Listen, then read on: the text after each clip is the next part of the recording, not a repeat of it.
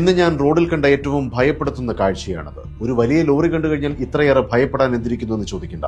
Lorry കണ്ടിട്ടല്ല ഞാൻ ഭയപ്പെട്ടത്, ആ ലോറിക്കകത്ത് stock ചെയ്തിരിക്കുന്ന സോഫ്റ്റ് ഡ്രിങ്കുകൾ കണ്ടിട്ടാണ്. കേരള സർക്കാരിന്റെ ചെക്ക് പോസ്റ്റുകൾ വഴി ആരോഗ്യ വകുപ്പിന്റെ കീഴിലുള്ള ഹെൽത്തിന്റെ അനുമതിയോടുകൂടി കേരളത്തിലേക്ക് ഓരോ ദിവസവും എത്തിച്ചേരുന്നത് ഇതുപോലെ എത്രയെത്ര ലോറികൾ, കണ്ടെയ്നറുകൾ തമിഴ്നാട്ടിൽ നിന്നും കർണാടകയിൽ നിന്നും അങ്ങ് വടക്കേ ഇന്ത്യൻ സംസ്ഥാനങ്ങളിൽ നിന്നും അവർക്ക് ഏറ്റവും വലിയ ബിസിനസ് നൽകുന്ന സംസ്ഥാനമായി കേരളം മാറിയിരിക്കുകയാണ്. ഈ സോഫ്റ്റ് ഡ്രിങ്കിന്റെ വില നമ്മൾ വാങ്ങുന്നത് വെറും 10 രൂപ മാത്രം. ഇനി അതെങ്ങനെയാണ് നിർമ്മിക്കുന്നതെന്ന് കൂടി കാണണ്ടേ? ഇതാ കാണ്. ഈ സോഫ്റ്റ് ഡ്രിങ്കുകളുമായി ഈ ലോറി ഇനി എത്തുന്നത് എന്റെ ടൗണിലാണ്.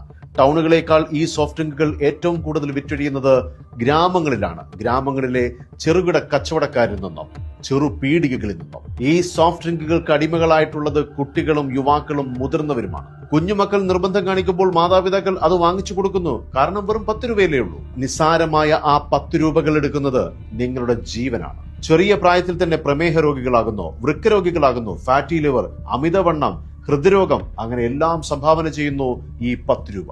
അത്രയേറെ മാരകമായ കെമിക്കലും കളറും ചാക്ക് കണക്കിന് പഞ്ചസാരയും മാത്രമാണ് ഈ 10 രൂപയിൽ നിന്നും നമ്മുടെ ശരീരത്തിലേക്ക് കിട്ടുന്നത്.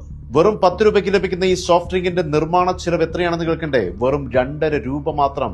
അത്രയുണ്ട് ഇതിലെ കെമിക്കൽ. അന്യസംസ്ഥാന ലോബികൾക്ക് വൻ ലാഭം കൊയ്യാൻ കേരളത്തിൽ ഇത്തരം ഉൽപ്പന്നങ്ങൾ വിൽക്കാൻ അനുമതി കൊടുക്കുന്ന സർക്കാർ സംവിധാനങ്ങൾക്ക് നമോഭാഗം. ഇനി വെറും 10 രൂപയുടെ ഈ സോഫ്റ്റ് ഡ്രിങ്ക് കഴിച്ചുകൊണ്ട് മാത്രമാണ് ഇവിടെ എല്ലാ രോഗങ്ങളും വരുന്നതെന്ന് ഞാൻ പറയുന്നില്ല. ഇവിടെ ഇനി എന്ത് കഴിച്ചാലും കുടിച്ചാലും അതെല്ലാം വിഷമാണ്.